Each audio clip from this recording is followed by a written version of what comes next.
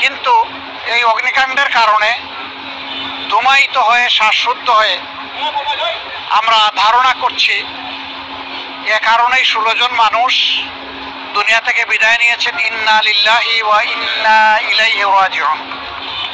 মহান আল্লাহ তাআলার দরবারে দোয়া করি আল্লাহ তাআলা তাদের সকলকে ক্ষমা করুন, তাদের উপর রহম করুন এবং পরিণতিতে আল্লাহ তাআলা তাদেরকে জান্নাত নসিব করুন।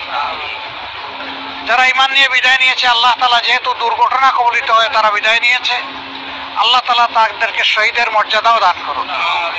এ মানুষগুলো গরিব মানুষ, পেটের দাগিতে ছোট্ট এই কারখানায় কাজ করত শ্রমিক হিসাবে।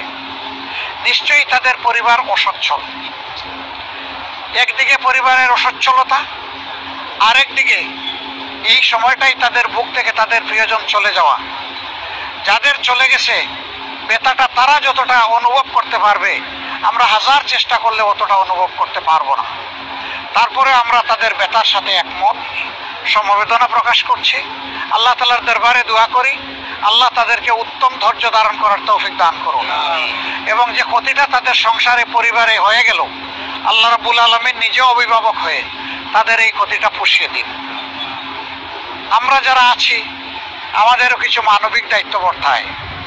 সরকারের কাছে আমাদের অনুরোধ থাকবে এই ঘটনার আদ্যপান্ত যথাযথ তদন্ত করে যদি এর পিছনে কারো গাফিলতি অথবা কারো কোনো দুর্বলতা থেকে থাকে বিষয়টা চিহ্নিত করে উপযুক্ত ব্যবস্থা যেন আইনিভাবেই নেওয়া হয়।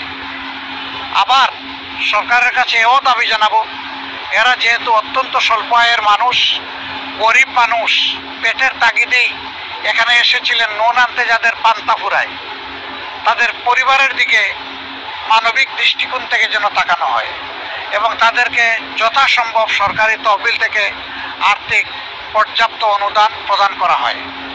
আমরা একটা সংগঠন হিসাবে মানবিকতা আমাদের অন্যতম অগ্রাধিকার। আমরা এ ধরনের ক্ষেত্রে চেষ্টা করি যত দ্রুত সম্ভব ক্ষতিগ্রস্ত পরিবারের পাশে দাঁড়ানো।